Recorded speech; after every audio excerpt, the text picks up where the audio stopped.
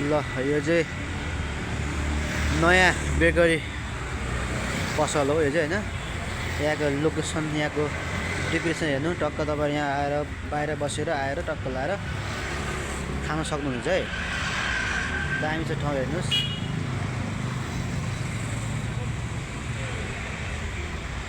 क्यासेस and bakery र हेर्नुहोस् दामी छ है। ठाउँ चाहिँ दामी छ हो।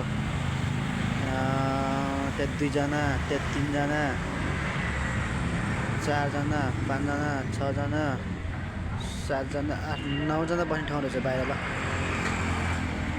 यो चाहिँ हाम्रो इमाडोल यो बाबुसेती सिधा माथि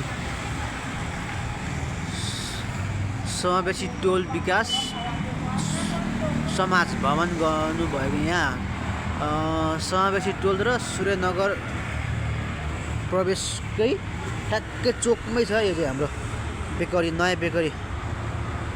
लगभग धेरै भएको छैन, त्यो 3-4 दिन जति भयो, तर हल्का फुल्का चल्नु त होइन, ठिकै छ।